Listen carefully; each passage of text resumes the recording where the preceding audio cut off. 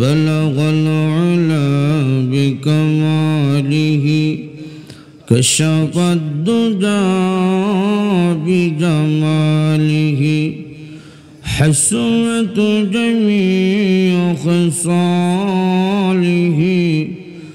صلوا عليه ঐতিহ্যবাহী দ্বীনি প্রতিষ্ঠান কর্তৃক আয়োজিত আজকের ইসলামী মহাসম্মেলনের অত্যন্ত শ্রদ্ধাভাজন জনাবে সভাপতি সাহেব, জাতির সৌন্দর্য শ্রেষ্ঠ নাগরিক উলামায়ে কেরাম, সম্মানিত সাদা দাড়িওয়ালা মুরব্বী বাবারা, প্রাণপ্রিয় যুবক ভাইয়েরা, পর্দা আড়ালে শ্রবণরত সম্মানিতা মা ও বোনেরা,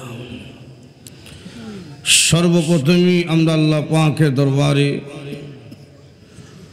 অসংখ্য অগণিত শুকর আদায় করছি, যিনি অত্যন্ত দয়া করে কোরআনের মজলিসে জান্নাতের বাগানে শরীক হয়ে বসে থাকার মতন তৌফিক দান করেছেন। এই জন্যে অন্তরের গভীরস্থল থেকে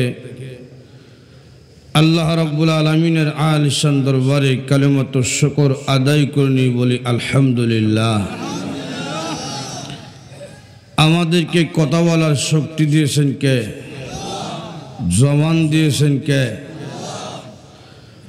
মানুষ যখন আল্লাহ রাব্বুল আলামিনের দেওয়া নিয়ামত দিয়ে আল্লাহ তাআলার প্রশংসা করে, তখন আল্লাহ রাব্বুল আলামিন কি পরিমাণ খুশি হয়। দৃষ্টান্ত দিয়ে বিশ্বনবী রাহমাতুল লিল আলামিন বলেন, বনি ইসরাইলের এক ব্যক্তি 1000 বছর হায়াত পেয়েছে। কয় হাজার বছর? এটা আগের মানুষ। বনি ইসরাইল ওরা হায়াত পেত খুব বেশি, 1000 বছর, 1200 বছর, 1500 বছর এইরকম হায়াত পেত। 200 বছরে বালিগিত।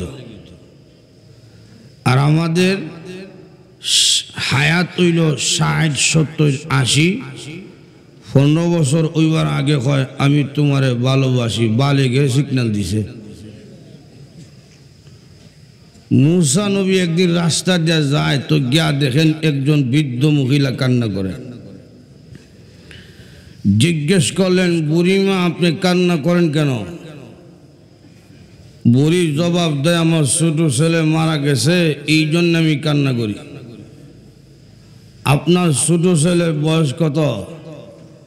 বুড়ি জবাব দেয়, আমার ছোট ছেলের বয়স 350। হিচ্চিটার বয়স যদি 350 হয়, বুড়ির বয়স কি তার 150 নি? হায়াত তো বেশি। রাসূল বলেন, এক ব্যক্তি 1000 বছর হায়াত পেয়েছে। হায়াত পাওয়ার পর নাফরমানিতে লিপ্ত হয় নাই, আল্লাহর গোলামি করেছে। আর আল্লাহর গোলামি করতে করতে সমাজের মধ্যে তার নামের উপাধি পইরা গেছে আবেদ, আল্লাহর ইবাদত করনেওয়ালা। জোরে কোন সুবহানাল্লাহ। মানুষ যে কাজ করে, এই কাজের একটা প্রভাব ব্যক্তির নামের মধ্যে পইরা যায়। যারা চুরি ডাকাতি করে তাদেরকে মানুষ অলি গাউস কুতুব বলে ডাকে না, চোর ডাকাত বলেই সম্বোধন করে। কথা কোন ঠিক কিনা? যিনি বড় আলেম, বড় বুজুর্গ, ওনাকে মানুষ চোর ডাকাত বলে ডাকে না, আল্লাহর অলি বলেই সম্বোধন করে। কথা কোন ঠিক কিনা? কাজের একটা প্রভাব ব্যক্তির উপর পড়ে যায়। রাসূল বলেন, এই ব্যক্তি 1000 বছর ইবাদত বন্দেগী করতে করতে সমাজের মধ্যে তার নামে টাইটেল পড়ে গেছে আবেদ, আল্লাহর ইবাদত করনেওয়ালা। একদিন সেই আবেদ মুসা পয়গম্বরের সাথে দেখা করছে। যখন দেখা করছে তখন জিজ্ঞেস করছে, আল্লাহর পয়গম্বর আপনি তো আল্লাহর সাথে কথা বলতে পারেন? বলে হ্যাঁ। আপনি আল্লাহকে জিজ্ঞেস করবেন, আমি যে আল্লাহর গোলামি করলাম শত শত বছর, মহান আল্লাহ এর বিনিময় আমারে কি পুরস্কার দিবে? আমি কি জান্নাত পামু? একটু জিজ্ঞেস।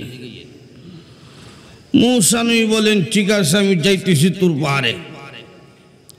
মূসা পয়গম্বর তুর পাহাড়ে বসে কথা বলতেন, আর মহান আল্লাহ আরশ আজিম থেকে কথা বলতেন। মূসা নবী কয়, আমি যদিও তুর পাহাড়ে আর মহান আল্লাহ আরশ আজিম, আমি যখন কথা বলতাম তখন মনে হইতো আমি যেন আল্লাহর কাছাকাছি বসেই কথা বলছি। জোরে কোন সুবহানাল্লাহ।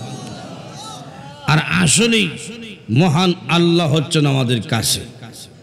আল্লাহ কাছে না দূরে? একটু জোরে কোন। সাহাবাই কেরাম রসুলকে প্রশ্ন করছেন, আল্লাহ কাছে না দূরে? জবাবে আল্লাহ বলছেন, وَإِذَا سَأَلَكَ عِبَادِي عَنِّي فَإِنِّي قَرِيبٌ।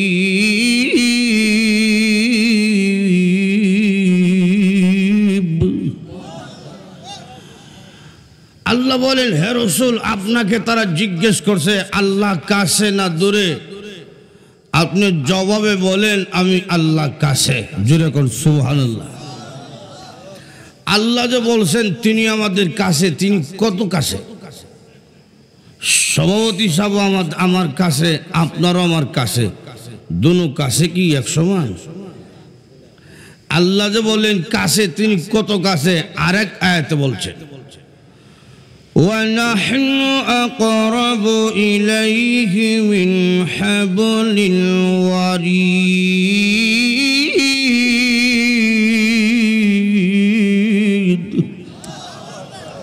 মানুষের কাদের মধ্যে দুইটা রোগ আছে, সারাক। এই দুইটা রোগ যত কাছে, আমি আল্লাহ বান্দা বান্দির আরো কাছে। জোরে করে সুবহানাল্লাহ। মূসা নবী কয়, আমি যখন কথা বলি তখন মনে হইতো আল্লাহর কাছাকাছি। তো আল্লাহর সাথে কথা বলতেছে।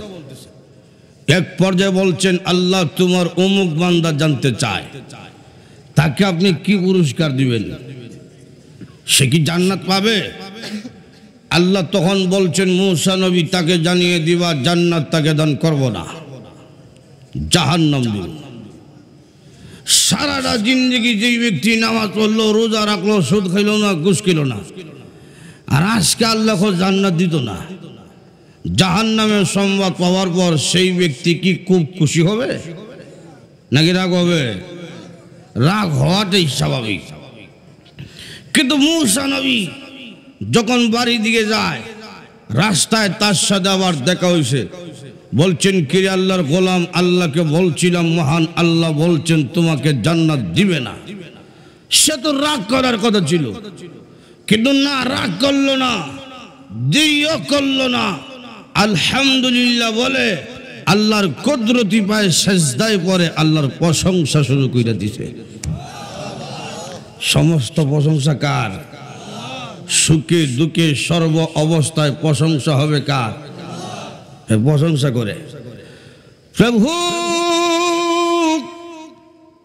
শত শত বছর তোমার গোলামি করেছি, তুমি কিন্তু আমাকে জান্নাতের সংবাদ দাও নাই, জাহান্নামের সংবাদ দিয়েছ। জাহান্নামের সংবাদ পাওয়ার পর আমি কিন্তু রাগ করি নাই। কেন রাগ করি নাই জানেননি? আমার মাথা থেকে পা পর্যন্ত যত অঙ্গ প্রত্যঙ্গ নিয়ামত আছে সব তো তোমার দান। আমাদের যা আছে সব কার দান? একটু এখন হ্যাঁ রব্বুল আলামিন, তোমার দেওয়া জিনিস তুমি জাহান্নামের মধ্যে জ্বালাইবে, আমার কিসের চিন্তা? সুবহানাল্লাহ জোরে কর। তোমার জিনিস তুমি জ্বালাও। দুই নম্বর হলো, শুনেছি তুমি হলে রহমান, তুমি হলে রহিম, তুমি নাকি গো মার চাইতে কোটি কোটি গুণ বেশি দয়ালু। আমি তোমার গোলাম, তুমি হলে আমার মুনিব। গোলাম যদি জাহান্নামের আগুনে জ্বলে, মুনিব কোনোদিন সহ্য করতে পারবে না। তোমার যদি মন চায় জ্বালাইতে জ্বালাইও, আমি কিন্তু তোমার প্রশংসা থেকে গাফেল থাকবো না। এইভাবে যখন আল্লাহ রাব্বুল আলামিনের প্রশংসা করে, এমনি শুনে গাইবে একটা আওয়াজ আকাশ থেকে আসতেছে, বান্দারে মাথা ওঠা, আর কান্না করতে হবে না। জাহান্নামের সংবাদ পাওয়ার পর যেভাবে তুই আমি আল্লাহর প্রশংসা করতেছ, তোর দৃশ্য দেখে আমি আল্লাহর কুদরতি অন্তর সন্তুষ্ট হয়ে গেছে। রে বান্দা মাথা ওঠা, আর কান্না করিস না। আমি আল্লাহ রাব্বুল আলামিন এই মুহূর্তে তোকে জান্নাতের সুসংবাদ দান কইরা দিলাম। সংবাদ পাওয়ার পর মূসা নবী পিছনে দৌড়ায়। ও মূসা নবী দাঁড়ান, আপনি কইছেন আল্লাহ জান্নাত দিত না, আর আল্লাহ কইছেন আমি জান্নাতি, এখন কার কথা বিশ্বাস করব? সুবহানাল্লাহ জোরে কর। আপনি আল্লাহর নবী, নবী হইয়া মিথ্যা কথা বলতে পারেন না, সেটা আমি বিশ্বাস করি, কিন্তু আল্লাহ যে কইছেন। মূসা নবী কয় তুমি দাঁড়াও, আমি যাইতেছি তুর পাহাড়ে। মূসা পয়গম্বর তুর পাহাড়ে গেলেন, যাওয়ার পরে বলছেন আল্লাহ আমাকে বলছেন জান্নাত দিবেন না, তাকে আবার বলছেন জান্নাত দিবেন। তাকে জান্নাত দিতে হইলে আমাকে জাহান্নামে কথা বললেন কেন? আল্লাহ তখন বলছেন মূসা পয়গম্বর, আমার বান্দাকে জাহান্নামের সংবাদ দিয়ে পরীক্ষা করছিলাম, মাত্র পরীক্ষা। এতদিন তো নামাজ পড়ছে, রোজা রাখছে, সুদ খাইছে না, ঘুষ খাইছে না, জান্নাতের আশায়। এখন দেখলাম জাহান্নামের সংবাদ পাওয়ার পরে নি নামাজ নি করে। কতটুকু জায়গার থাকে এটা পরীক্ষা করতে চেয়েছিলাম। আমাদের সমাজে কিছু মানুষ আছে দেখবেন, কয় হুজুর নামাজ পড়ি, রোজা রাখি, সুদ খাই না, ঘুষ খাই না, কিন্তু আল্লাহ আর কেউ দেখে না, সব বেমার দেয় আমারে।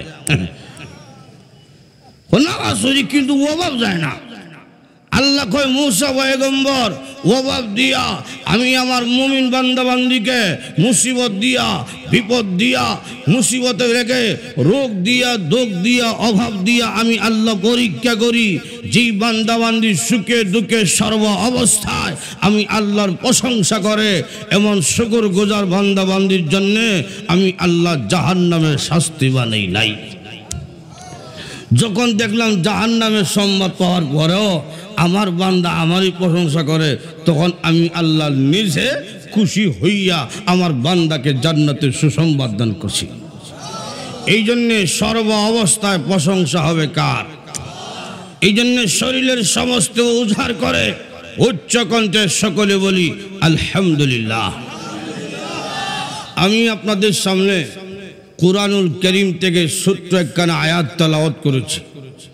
এই আয়াতকে সামনে রেখে সংক্ষিপ্তভাবে কিছু আলোচনা করব। আল্লাহ পাক যেন আমাকে ইখলাসের সাথে কথা বলার এবং সকলকে মনোযোগ সহকারে আমলের নিয়তে কথাগুলো শোনার জন্য তৌফিক দান করে, সকলে বলি আমিন। আমি আপনাদের সামনে যে আয়াত তেলাওয়াত করেছি, এই আয়াতের মধ্যে আল্লাহ রাব্বুল আলামিন তুলে ধরেছেন বিশ্বনবী রাহমাতুল লিল আলামিনকে আল্লাহ রাব্বুল আলামিন কোন জিনিস দিয়া, কোন কারণে প্রেরণ করেছেন। আল্লাহ বলেন আমি আমার রাসূলকে, সম্মানিত রাসূলকে কোরআন দিয়া দুনিয়াতে প্রেরণ করলাম, যেন পথ হারা মানুষদেরকে, যারা আল্লাহ ভুলে গেছে, যারা পরকাল ভুলে গেছে, যারা জান্নাতের কথা ভুলে গেছে, এই রকম পথ হারা মানুষদেরকে কোরআনের মাধ্যমে ডাকতে পারেন জান্নাতের দিকে, কোরআনের মাধ্যমে ডাকতে পারেন আল্লাহর দিকে। জোরে কোন সুবহানাল্লাহ। কোরআন এমন একটি কিতাব, যেই কিতাব মানুষকে আল্লাহর কথা স্মরণ করে দেয়। কোরআন এমন একটি কিতাব, সেই কিতাব মানুষকে জাহান্নামের ভয় তৈয়ার করে দেয়। কোরআন এমন একটি কিতাব, সেই কিতাব মানুষকে জান্নাতের দিকে ধাবিত করে দেয়। কথা কোন ঠিক কিনা? কোরআন এমন একটি কিতাব, সেই কিতাব মানুষের চরিত্র সংশোধন করে দেয়। আর কোনো মেডিসিন নাই, আর কোনো আইন নাই, আর কোনো শাস্তি নাই, একমাত্র আল্লাহর কোরআন ছাড়া মানুষকে সংশোধন করার জন্য একটা মাত্র কোরআনই যথেষ্ট। কথা কোন ঠিক না? আমরা বাংলাদেশের বয়স 50 বছর হয়ে গেছে, কত রকমের সরকার পরিবর্তন হইল, আইন পরিবর্তন হইল, কিন্তু এই সমাজ থেকে দুর্নীতি, চাঁদাবাজি, ধর্ষণ বন্ধ করতে পারে নাই। কথা কোন ঠিক না? কিন্তু আল্লাহর নবী মাত্র 23 বছরে কোরআন দিয়া মক্কা মদিনা থেকে ধর্ষণ বন্ধ করেছিলেন। মাত্র 23 বছরে কোরআন দিয়া চুরি বন্ধ করেছিলেন, ডাকাতি বন্ধ করেছিলেন। নবী যেইভাবে এই সমাজকে দুর্নীতি মুক্ত করেছিলেন, ধর্ষণ মুক্ত করেছিলেন, আজও যদি কোরআনকে এই দুনিয়ার জমিনে বাস্তবায়ন করা হয়, আল্লাহর কসম এই দুনিয়ার জমিনে ধর্ষণ হবে না, চিন্তাই হবে না, চাঁদাবাজি হবে না। কথা কোন ঠিক না? কত রকমের আইন পরিবর্তন হয়, দুর্নীতি তো বন্ধ হয় না। দুর্নীতি দমন কমিশন গঠন করেছে, এই জায়গায় দুর্নীতি হইল কেনে, কয়েকজন মিল্লা কমিটি, তোমরা তালাশ করো। যাদেরকে তালাশ করতে দিছে এদের মধ্যে দুর্নীতি ঢুকে যায়। কথা কোন ঠিক না? কেনে? কোরআনের শিক্ষা নাই। কথা কোন ঠিক কিনা? যতদিন পর্যন্ত মানুষের মধ্যে কোরআনের শিক্ষা না আসবে, আল্লাহর কসম এই সমাজকে দুর্নীতি মুক্ত করা সম্ভব নয়। রাসূল মাত্র 23 বছরে, 10 বছর তো গেছে গা দাওয়াত দিতে দিতে, 13 বছর। আর মদিনার 10 বছরে কোরআনের রাজত্ব কায়েম কইরা চুরি বন্ধ করছেন, জাকাতি বর্জন করছেন, জিনা বন্ধ করছেন। কথা কোন ঠিক কিনা? কোন জাতি? যেই জাতি আল্লাহর গোলামি ভুলিয়া একবারে পরকাল ভুলিয়া গেছেন, এটা আমাদের মতো না। এমন এক জাতি তারা নিজেও আখিরাত বলছে, নিজের বাবাও আখিরাত বলছে, বাপ দাদা 14 গোষ্ঠী আল্লাহকে ভুলে গেছে। ওই জাতিকে রাসূল কোরআনের মাধ্যমে জান্নাতের দিকে আহ্বান করেছেন। আল্লাহ কোরআনে বলছেন, লিতুনযির কওমান মা উনযির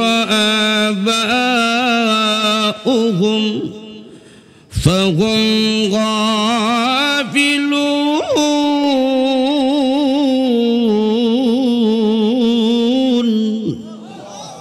এমন এক জাতিকে রাসূল পরিবর্তন করেছিলেন যারা বাপ দাদা 14 গোষ্ঠী পর্যন্ত বর্বর হয়ে গেছে, জাহিল হয়ে গেছে, আল্লাহ বলে গেছেন, এরপরে পরকাল বলে গেছে। এদের অবস্থা এমন ছিল, বড় একটা পাথর হইলে মনে করতো এটা আমার খোদা, বড় একটা গাছ হইলে মনে করতো এত বড় গাছ এটি মনে আমার মালিক। যখন দেখতো আগুন, আগুনে জ্বালিয়া হুইটা শেষ করে লায়, এত শক্তিশালী, এটি মনে আমার খোদা, সেই দাম হইটা দেয়। এই জাতিকে রাসূল কোরআনের মাধ্যমে সংশোধন করেছিলেন। কথা কোন ঠিক কিনা? কোরআন এমন একটি কিতাব, যেই কিতাব জান্নাতের দিকে আহ্বান করে। আমরা এসেছি জান্নাত থেকে। কোথায় থেকে? জান্নাত থেকে এসেছে। আল্লাহ কোরআনে বলছেন, কুল ইহবিতু মিনহা জামিআ। আল্লাহ বলছেন, হে আদম এবং হাওয়া, তোমরা নেমে পড়ো জান্নাত থেকে। আদম এবং হাওয়া মিলিয়া 2 জন, কিন্তু আল্লাহ তাআলা এখানে 2 জন উল্লেখ করছেন না। বাংলা গ্রামার, ইংরেজি গ্রামার অনুযায়ী একের অধিক হইলে বহুবচন, কিন্তু আরবিতে একের অধিক হইলে বহুবচন হয় না। বহুবচন হইতে গেলে আরবি গ্রামার অনুযায়ী 2 এর অধিক হতে হয়। আল্লাহ এখানে বলছেন কুল নাহবিতু, বহুবচন, ইহবিত ইহবিত। আদম এবং হাওয়া 2 জন, কিন্তু আল্লাহ তাআলা বহুবচন বললেন কেন? মুফাসসিরিনে কেরাম এর জবাবে বলেন, ডাইরেক্ট হইল আদম এবং হাওয়া, ইনডাইরেক্ট হইলাম আমরা সবাই। সুবহানাল্লাহ জোরে কোন?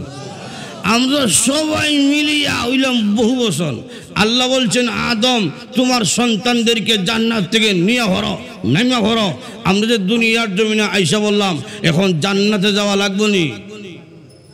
জান্নাতে যাওয়া লাগবে। কেমনে যাইবা? ফামান তাবিয়া হুদায়া। এ আদম এবং হাওয়া, তোমার আওলাদের কাছে আমার পক্ষ থেকে হুদা যাবে। হুদা, হুদার ব্যাখ্যা দুইটা। এক নম্বর হইল আল্লাহর পক্ষ থেকে রিজালুল্লাহ যাবে, নবী রাসূলগণ। দুই নম্বর হইল আল্লাহর পক্ষ থেকে কিতাবুল্লাহ যাবে, আসমানি কিতাব যাবে। যারা নবীকে গ্রহণ করবে, যারা কিতাবকে গ্রহণ করবে, সেই জান্নাত থেকে বের হয়ে গেছিল, সেই জান্নাতের মালিক আমি আল্লাহ আবার বানিয়ে দেব। আল্লাহ বলেন, فمن تبع هداي فلا خوف عليهم ولا هم يحزنون।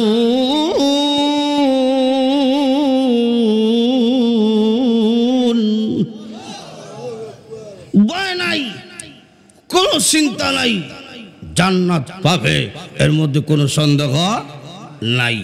শুধু হুদাকে গ্রহণ করতে পারে। কোন কোন জায়গায় ভয় নাই এর ব্যাখ্যা লেখেন। এক নম্বর, মৃত্যুর সময় ঈমান হারাইবার কোনো ভয় নাই। ঈমান নিয়ে যেই ব্যক্তি মরবে, দুনিয়া থেকে বিদায় হবে, সেই ব্যক্তি তার আসল বাড়ি জান্নাতের মধ্যে পৌঁছবেই। যেরকম সুবহানাল্লাহ। এক নম্বর জায়গা, ঈমান হারাইবার কোনো ভয় নাই। এই সময় ঈমান হারাইতাম কেমনে? সাকরাতের সময় তো একবারে হাতে শক্তি নাই, পায়ে শক্তি নাই, চোখের মধ্যে কোনো শক্তি নাই। এই সময় মানুষ ঈমান হারাইব কেমনে? এই সময়ও মানুষ ঈমান হারাইবার সবচেয়ে কঠিন সময়। কেমনে? আমাদের পিছনে মিস্টার ইবলিস 24 ঘন্টা লাগিয়ে আছে। কতক্ষণ ঠিক কিনা? একবার নিয়ে যায় মাজারে, সেজদা মার। একবার নিয়ে যায় বাবার দরবারে, বাবার পায়ে সেজদা মার। আসেনি? একটু যেরকম নিয়ে যায় কেন? ঈমান নষ্ট করার জন্যে।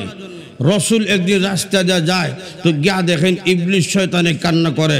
রসুল বলেন, কিরে তুই কান্না করস কেন? তখন ইবলিস কয়, দুঃখে কান্তাছি, 80 বছরের মেহনত আমার বরবাদ হয়ে গেছে। বলেন কি হয়েছে? এক বনি আদমকে 80টা বছর চুরি করাইলাম, ডাকাতি করাইলাম, জিনা করাইলাম, সুদ খাওয়াইলাম, ঘুষ খাওয়াইলাম, 80টা বছর অপরাধ করাইছি। আর আজকে কোন টাটা যে হরছে, 1 মিনিট আল্লাহর দরবারে খানছে, আর মহান আল্লাহ 1 মিনিটের কান্না দেখা 80 বছরের গুনাহ মাফ করে দিছে। রসুল কথাটা শুনে মুস্কি হাসি দিয়েছেন। মুস্কি হাসি দিকে ইবলিস কয়, আপনি হাসি দিলেন কেন? রসুল তখন কয়, আমি হাসতাম না, দেখানতাম নি, আমার উম্মত মাফ পাইছিল, তোমার আনন্দের কথা। ইবলিস তখন কয়, হাসি দিয়া লাভ নাই, আপনার উম্মত আর তওবা করবে না। কেন তওবা করবে না? এতদিন আপনার উম্মত করছে গুনাহ, এই জন্যে করছে তওবা, মনে করছে এটা গুনাহ, তওবা করছে। এখন চলে যাবে ঈমান, মনে করবে ঈমানকে মজবুত করছি, করবে গুনাহ, ভাববে সব করছি। রসুল বলে, এটা কোনটা হয়? এখন আমি সুরত পরিবর্তন করে আইব। সুরত পরিবর্তন করে আইয়া নাম দিছে দেওয়ানবাগি। সুরত পরিবর্তন করে আইয়া নাম দিছে রাজারবাগি। সুরত পরিবর্তন করে আইয়া নাম দিছে পবিত্র উরুস মুবারক। কথা কোন ঠিক কিনা? আপনার উম্মতকে দেখাইম একটা, দরাইম আর একটা। শুধু সময় আমরা যখন খেলতাম, কইতাম আমার এই আঙ্গুলটা ধর। খেলছেন না? ধর, এটা ধর, তো গেছে দিলেছি এটা। ইবলিসে কয় দেখাইমু তারা এটা দরাইম, এটা দেখাইছে ব্যানারে পবিত্র উরুস মুবারক, আর দরাইছে ভিতরে গাঞ্জা। কথা কোন ঠিক কিনা? লক্ষ্য করে দেখুন, মিস্টার ইবলিস শয়তান 24 ঘন্টা ঈমান নষ্ট করার জন্য আমাদের পিছনে মেহনত করে। সারা জীবন যখন পারে নাই, মৃত্যুর সময়ও চেষ্টা করবে বনি আদমের ঈমানটা নষ্ট করার জন্য। এই জন্য আল্লাহর হাবিব রাহমাতুল লিল আলামিন বলেন, একজন মুমিন বান্দা বান্দি যখন সাকরাত শুরু হয়ে যায়, মিস্টার ইবলিস বিভিন্ন মানুষের সুরত ধরে আপনার সামনে আসবে। মনে করেন আপনার বাবা আপনার আগে দুনিয়ার জমিন থেকে ইন্তেকাল করেছে, বাবার সুরত ধরিয়া আপনার সামনে আসিয়া বলবে, কিরে আমার কলিজার টুকরা সন্তান, লা ইলাহা ইল্লাল্লাহ এই কালেমা পড়বি না? কারণ তোর আগে আমি মরিয়া দেখছি আল্লাহ বলতে কেউ নাই, কবরও কোনো আযাব নাই, মুনকার নাকিরও নাই। এই যে একটা ষড়যন্ত্র, এই ষড়যন্ত্র থেকে আল্লাহ রাব্বুল আলামিন কুরআনওয়ালাকে হেফাজত করিয়া ঈমানের সাথে মৃত্যু দান কইরা দিবে। এজন্য আল্লাহর হাবিব বলেন, কোরআন যদি তোমাদের মধ্যে থাকে, মৃত্যুর সময় ঈমানের সাথে তোমার মরণ হবে। সুবহানাল্লাহ জোরে কর। 2 নম্বর হইল সাকরাতের একটা কষ্ট আছে, আসেনি?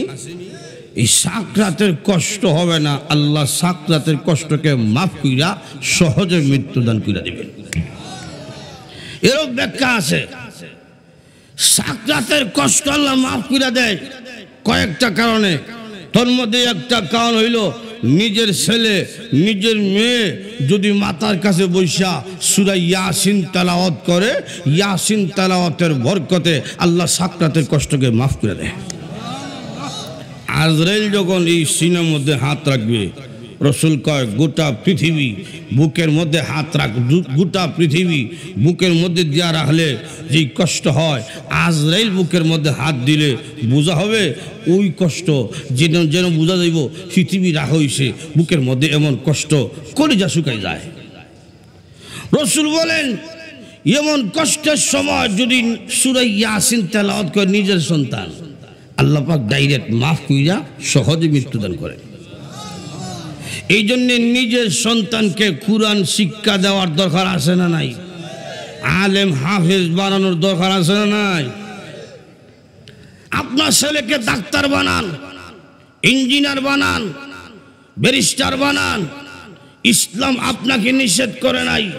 কিন্তু মুসলমানের সন্তানের সর্বপ্রথম যে শিক্ষা, ওই শিক্ষা হইল কোরআনের শিক্ষা। কথা কোন ঠিক না? আপনার ছেলে ইংরেজি শিখছে, সাকরা শুরু হয়েছে, ABCD ফু দিছে, সাকরাতে কষ্ট দূর হইব। আপনি যদি কন, তানবী রহমতুল্লাহ দৃষ্টান্ত দিয়েছেন, এক ব্যক্তি 60টা ছেলে, একটারে ডাক্তার বানাইছে, একটারে ইঞ্জিনিয়ার বানাইছে, আরেকটারে ব্যারিস্টার বানাইছে, আরেকটারে হাফেজ বানাইছে। হাফিজি মাধ্যে হাত পড়তেছে। বাবার যখন সাকরা শুরু হয়েছে, ডাক্তার ব্যারিস্টার ইঞ্জিনিয়ার, শহরে থাকে, শহর থেকে আসার সময় ডাক্তার লুয়ে এসে লম্বা খোলা, ফেরেশতা যাতা মারছে বুকো, ফানি ঢুকার রাস্তা নাই, তো খোলা ঢুকতো কোন দিক দিয়া? ব্যারিস্টার লই আইছে আফেল, আফেল ঢুকার রাস্তা আছে? ছোট বাচ্চা যে হাফিজি মাথা তোরে কুরআন নিয়ে মারছে, তো এক মুরব্বী হয়, কিরে তোর ভাই গেল লম্বা খোলা লইয়া, আর একটা গেল আফেল লইয়া, তুই দেখি কুরআন লইয়া। তখন কয়, আমরার হুজুর কইছেন মা বাবার সাকরাতের সময় সূরা ইয়াসিন মাতার কাছে বৈশা তেলাওয়াত করলে মহান আল্লাহ ইয়াসিন তেলাওয়াতের বরকতে মা বাবার সাকরাতের কষ্টকে মাফ করে দেয়। এই জন্য নিজের সন্তানকে হাফেজ আলেম বানানোর দরকার আছে না নাই? আমার 2 নম্বর হইল, মৃত্যুর সময়, মৃত্যু যখন হয়ে গেল সহজে আরামে মৃত্যু হয়ে গেল, 2 নম্বর হইল জানাজা। নিজের সন্তান যদি জানাজার নামাজ পড়ায়, ডাইরেক্ট কবুল হয়ে যায়। আমার এই জীবনে কত মানুষের জানাজার নামাজ পড়াইলাম, কোন মানুষের জানাজার মধ্যে আমার কান্না আসে নাই। কিন্তু আমার বাবা আমার মার জানাজার নামাজ যখন পড়াইছি, কান্নার কারণে ভালো করে আল্লাহু আকবার পর্যন্ত বলতে পারি নাই। বাবার জানাজার নামাজ যখন পড়াইলাম, তখন মনে হইল যেন আকাশটা ভেঙ্গে মাথার মধ্যে পড়ছে, এমন অসহায় মনে হইল। মা, ওই মা, যে মা আজকে আমার সামনে ঘুমিয়ে আছে, এই মা তো আমার জন্য অপেক্ষায় বসে থাকতো।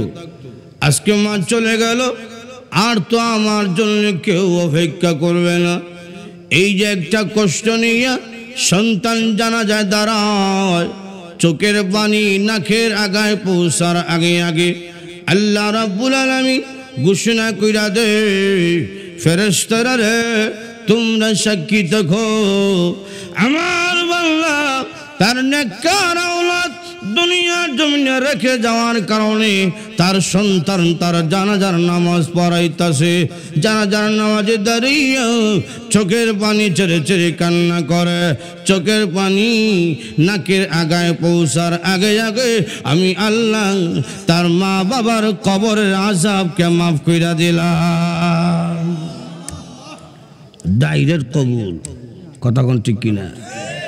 আপনার ফিটের মধ্যে চুলকাইতেছে, তো পাশে একজন বসা, তারা আপনি কইলেন বাইরে আমার ফিটের মাঝখানে চুলকা, একটু চুলকাইয়া দে। এখন এর চুলকাইতেছে এমন জায়গা যেখানে চুলকাই এর উপরে গেছে গা, বা একটু নিচে যা গেছে গা, বেশি নিচে। এটা আর একজনটা চুলকাইলে এই অবস্থা। কথা কোন ঠিক কিনা? আর নিজে কষ্ট করে তো চুলকা জাগা মতন, ঠিক তেমনিভাবে নিজের সন্তান যদি জানাজার নামাজ পড়া একবার ডাইরেক্ট জাগা মতন কবুল হয়। কান্না আসবে বুক থেকে, ভিতর থেকে। কথা কোন ঠিক কিনা? এই জন্যে নুরউদ্দিন গহরপুরি রাহিমাহুল্লাহ তিনি বলতেন, আলেম হইতে পারছো না তো কি হয়েছে, আলেমের বাবা হও, আলেমের বাবা জানাজার সময় কাজে আসবে। কথা কোন ঠিক কিনা? এই জন্য জানাজার জন্য প্রত্যেকে নিয়ত করেন, জানাজার জন্য হইল একজন ছেলেকে হাফেজ বানাবেন, আলেম বানাবেন। রাজি আছেন? হাত উঠিয়ে নিয়ত করেন, হাত উঠিয়া। যারা বিয়া করছেন না তারাও উঠান, হাত উঠান। আল্লাহ প্রত্যেককে আলেমের বাবা, আলেমের হাফেজের বাবা হিসেবে কবুল করেন। জোরে করেন আমিন। যেই কথা বলতেছিলাম, মৃত্যুর সময় ঈমান হারাইবার কোনো ভয় নাই। 2 নম্বর হইল কবরে গেছেন কোরআনের সাথে সম্পর্ক কইরা, এখানেও গেল আপনার কোনো ভয় নেই, কোনো চিন্তা নেই, কোনো ভয় নাই। যাইতে দেরি কবরটাকে আল্লাহ জান্নাতের বাগান বানায় দিতে দেরি করবে না। জোরে কোন সুবহানাল্লাহ। ইমাম মুহাম্মদ রাহিমাহুল্লাহ বড় আলেম ছিলেন, বড় একজন ইমাম। উনি যখন ইন্তেকাল করছে উনাকে দাফন করেছে। কবরে যাওয়ার পর উনি জিন্দা হয়েছে, জিন্দা হইয়া অপেক্ষা করতেছে মুনকার নাকিরের। মুনকার নাকির আসতেছে না। তো ইমাম মুহাম্মদ রাহিমাহুল্লাহ চিন্তায় পেরেশান, মুনকার নাকির আসে না কেন, রাস্তা বুঝলা গেছে নাকি? পরে গাইবি আওয়াজ হইছে, ও ইমাম মুহাম্মদ তোমার সাথে ইলমে ওহীর সম্পর্ক আছে, সুতরাং এত বড় একজন ইলমে ওহীর ধারক বাহককে মুনকার নাকিরের প্রশ্নের সম্মুখীন করিয়া আমি আল্লাহ তোমাকে অসম্মান করব না। বিনা প্রশ্নেই কবরকে জান্নাতের বাগান বানিয়ে দিলাম। ইয়াহইয়া ইবনে আকসাম রহমতুল্লাহ আলাইহি উনি বড় আলেম ছিলেন, বড় বুজুর্গ ছিলেন, বয়সও খুব বেশি, কিন্তু উনার দাড়ি সাদা হইছে না। কি হইছে না? দাড়ি সাদা হইছে না। হাদিস শরীফের মধ্যে আইছে, সাদা দাড়ি লইয়া আল্লাহর দরবারে যদি কেউ দোয়া করে, সাদা দাড়ির ইজ্জত আর সম্মানে মহান আল্লাহ সাদা দাড়িওয়ালার দরখাস্ত কবুল না করলে আল্লাহর শরম লাগা যায়। ইয়াহইয়া ইবনে আকসাম কয়, আমি তো এখনো অরিজিনাল মুরব্বি হইলাম না, বয়স তো কম না, সাদা দাড়ি তুইছে না।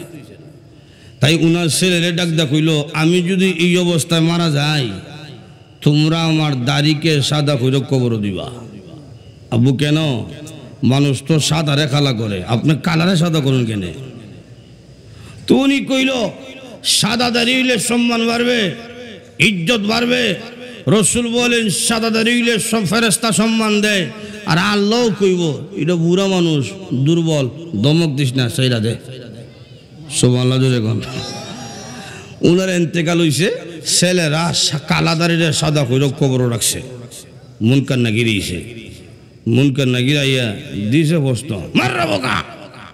যখন দমক দিছে, ইবনে আকসাম জিন্দা হইয়া কয়, মুনকার নাকির দমক দিল কেন? মনে হয় অন্ধকার গর্ত, সাদা দাড়ি দেখছে না। দেখি দ্বিতীয়বার কি করে। মুনকার নাকির এখন আবার কইছে, মারবো কা। উনি কয়, চিল্লাইতে থাকো, জবাব দিতাম না, সাদা কইরা কবর ঢুকছি। ফেরেশতা কয় আল্লাহ কই পাঠাইছো বেড়া তো হাওয়া কয় না নাও কয় না একটা তো কইতো আল্লাহ তখন কয় তোমরা আয়া হর আমার বান্দার সাথে আমি কথা বলছি এখন আল্লাহ কয় হে মোরা ফেরেশতারা প্রশ্ন করলো জবাব দিলে না কেন উনি এখন কয় আল্লাহ জমিনের উপরে হাদিস শরীফের মধ্যে যা পাইছিলাম জমিনের নিচে আইয়া হাদিসে কোনো মিল হয়েছি না কোনো মিল নাই কি পাইছিলে জমিনের উপরে পাইলাম কি আর এখানে ব্যবহারটা হইলাম কি জমিনের উপরে পাইলাম হাদিসে ফেরেশতা সম্মান দিব আপনারও দয়া লাগবো ফেরেশতার দমক দিল আপনার দমক দিতেছেন হাদিসে তো কোনো মিল নাই আল্লাহ তখন কয় আমার নবী বলছিলেন ঠিক কিন্তু তুই তো 2 নম্বর বুড়া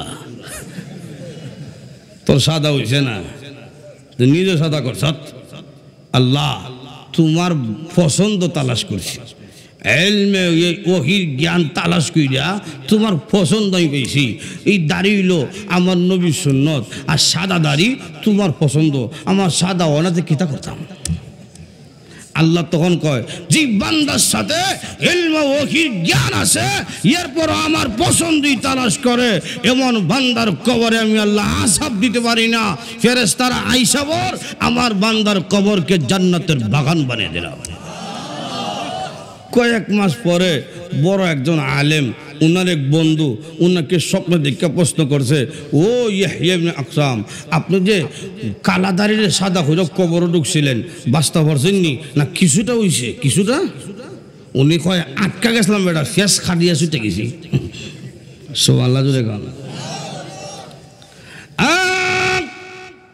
কোরআনের সাথে যদি সম্পর্ক নিয়ে তুমি কবর পর্যন্ত যেতে পারো আল্লাহ রাব্বুল আলামিন শুধু উসিলা তালাশ করবো উসিলা দুনিয়া থেকে বিদায় হয়ে গেলে আমার সাথে বাড়ি যাবে না সম্পদ জালে যাবে না ছেলে বউ বাচ্চা কেউ যাবে না আল্লাহর কোরআন আমাকে ছেড়ে কিন্তু দুনিয়ার জমিনে থাকবে না জোরে কোন সুবহানাল্লাহ রাসূল মুফাসসিরিন আব্দুল্লাহ ইবনে আব্বাস রাদিয়াল্লাহু আনহু বড় আলেম ছিলেন সবচেয়ে বেশি কোরআন তিনি বুঝেছেন এই উম্মতের মধ্যে এই জন্য বলা হয় রাসূল মুফাসসিরিন ওনার ইন্তেকাল হয়ে গেল ইন্তেকাল যখন হয়ে গেল সাহাবাই কেরাম গোসল করাইয়া নতুন কাপড় দিয়া কাফন লাগাইলেন হঠাৎ করে তাকিয়ে দেখলেন একটা উড়ন্ত পাখি কাপড়ের ভিতরে প্রবেশ করেছে সাহাবাই কেরাম কাফন করলেন পাখিটা বের করার জন্য খুলিয়া দেখে কাফনের ভিতরে ওই পাখি নাই আবার কাফন লাগিয়ে দিলেন যে মাত্র আব্দুল্লাহ ইবনে আব্বাস রাদিয়াল্লাহু আনহুর লাশ অন্ধকার কবরের মধ্যে রেখে দিয়েছে এমনি তাকিয়ে দেখে রে পূর্বের পাখি কাফনের ভিতর থেকে বের হইয়া মহাগ্রন্থ আল কুরআন মানুষের মতন তেলাওয়াত করতেছে ফাঁকি হইয়া আল্লাহর কুরআন তেলাওয়াত করে আলিফ লাম মিম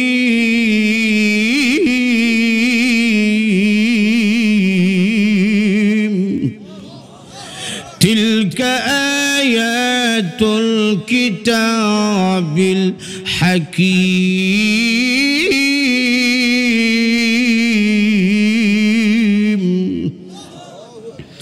মানুষের মতন আল্লাহ রাব্বুল আলামিনের কোরআন তেলাওয়াত করে আর উচ্চ কণ্ঠে মানুষের মতন বক্তব্য দেয় আব্দুল্লাহ ইবনে আব্বাসের বুকের মধ্যে বসিয়া ছোট্ট একটা পাখি বক্তব্য দেয় রে আব্দুল্লাহ ইবনে আব্বাস দুনিয়া থেকে বিদায় হইয়া গেল বউ বাচ্চা কেউ আইল না আত্মীয় স্বজন কেউ আইল না বন্ধু বান্ধব কেউ আইল না দুনিয়ার কোনো সম্পদ বাড়ি গাড়ি তোমার সাথে আইল না আমি হইলাম ওই আমল সেই আমল তোমার কোরআন তেলাওয়াতের আমল ফাকির সুরত দরিয়া অন্ধকার কবর পর্যন্ত পৌঁছে গেছি এখন আল্লাহর দরবারে দরখাস্ত করো যতক্ষণ পর্যন্ত আল্লাহ রাব্বুল আলামিন তোমার কবর কবরকে জান্নাতের বাগান না বানিয়ে দিবে, আমি কোরআন তেলাওয়াতের আমল তোমাকে ছেড়ে বিদায় নিব না। কবরে গেল আমার কোনো ভয় নাই, নাজাতের উসিলা হবে যদি কোরআনের সাথে আমার সম্পর্ক থাকে। কথা কোন ঠিক না? 2 নম্বর 3 নম্বর কইল কবর থেকে উঠবেন হাসরের মাঠে। আল্লাহ রাব্বুল আলামিন যে বলছেন ফালা খাউফুন আলাইহিম ওয়ালা হুম ইয়াহজানুন, 3 জায়গায় ভয় নাই। 1 নম্বর হলো মৃত্যুর সময় ঈমান হারাইবার ভয় নাই। 2 নম্বর হলো কবরের আযাবের কোনো ভয় নাই। 3 নম্বর হইল হাসরের মাঠে হাসরের কষ্টের কোনো ভয় নাই। জুড়ে কান সুবহানাল্লাহ। ওই মাঠে কোনো ভয় নাই, যেই মাঠে নবীরা পর্যন্ত আতঙ্কিত থাকবে। আল্লাহ হুঙ্কার দিবেন আর বলবেন ইয়াউমা ইয়াকুমুর রূহু ওয়াল মালাইকাতু সাফফা লা ইয়াতাকাল্লামুনা ইল্লা মান আযিনা লাহুর রাহমান।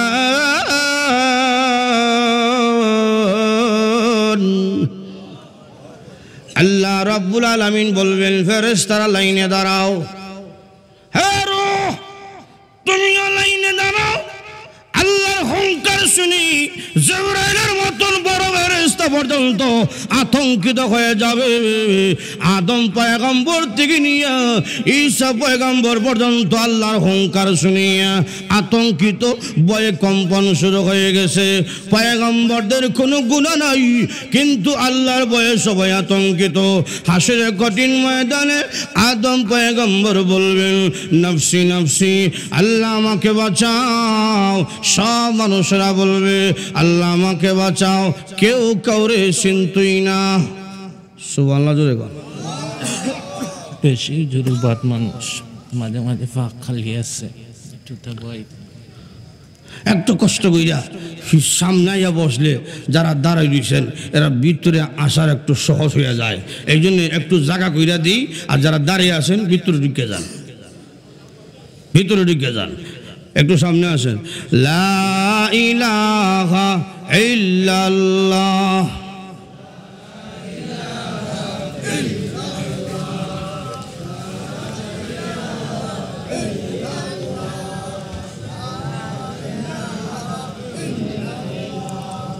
সামনে আসে না, তাড়াতাড়ি বসে যান। লা ইলাহা ইল্লাল্লাহ লা ইলাহা ইল্লাল্লাহ লা ইলাহা ইল্লাল্লাহ মুহাম্মাদুর রাসূলুল্লাহ সাল্লাল্লাহু আলাইহি ওয়াসাল্লাম। বারবার লক্ষ্য করে দেখুন কিয়ামতের কঠিন ময়দান কেমন কষ্টের এবং কঠিন হবে। কেউ কেউর দিকে তাকাইবি না, সবাই থাকবে আতঙ্কিত আর উলঙ্গ। কারো শরীরে কাপড় নাই, পায়ের মধ্যে কোনো জুতাও নাই, সবাই উলঙ্গ থাকবে। আম্মা জান আয়েশা বলেন ওগো নবীজি সবাই কি কিয়ামতের মাঠে উলঙ্গ থাকবে? নবীজি বললেন হ্যাঁ। ওগো আল্লাহর নবী আমি আয়েশা তো সাধারণ কোনো মহিলা না, আমি আয়েশা এমন একজন মহিলা যেই মহিলার চরিত্রের কথা বলতে গিয়া আমি আয়েশার শানে 10 খানা আয়াত আল্লাহ নাজিল কইরা দিছে। আমি ওকে কিয়ামতের কঠিন ময়দানে উলঙ্গ থাকবো। নবীজি বললেন হ্যাঁ। ওগো নবীজি আপনার কলিজার টুকরা মেয়ে ফাতেমা যাকে বলা হয় জান্নাতের মহিলাদের সরদারনী, তিনিও কি কিয়ামতের মাঠে উলঙ্গ থাকবে? নবীজি বললেন হ্যাঁ। ওগো নবীজি আপনার সবচেয়ে আদরের স্ত্রী খাদিজাতুল কুবরা যিনি আল্লাহর সালাম পাইয়া দুনিয়া থেকে বিদায় নিয়ে গেল, ওগো আল্লাহর নবী তিনিও কি কিয়ামতের কঠিন ময়দানে উলঙ্গ আল্লাহর নবী তখন বললেন, হ্যাঁ ওগো আল্লাহর নবী, কিয়ামতের কঠিন ময়দানে আপনার স্ত্রীগণ যদি উলঙ্গ থাকে, আপনার মেয়েগণ যদি উলঙ্গ থাকে, আপনি কি লজ্জিত হবেন না? আপনার কি অপমান হবে না? রাসূল দেখতে বললেন, সে গো কিয়ামতের কঠিন ময়দানে গো আয়েশা, একজন আরেকজনের দিকে তাকাবে দূরের কথা, একজন আরেকজনের লজ্জাস্থান দেখবে দূরের কথা, নিজের পরনে যে কাপড় নাই এই কথা পর্যন্ত মানুষের খেয়াল থাকবে না। এটা দুনিয়া না, এটা আসলে মাঠ। কথা কোন ঠিক কিনা? এই জন্যে কিয়ামতের মুসিবতের সময় আপনার জন্য সহজ হবে যদি কোরআনের সাথে আমার সম্পর্ক থাকে। কিয়ামতের মাঠে আল্লাহ বলবেন, যা তোকে আমি আল্লাহ মাফ করে দিলাম। এই জন্যে আল্লাহ পাক প্রত্যেককে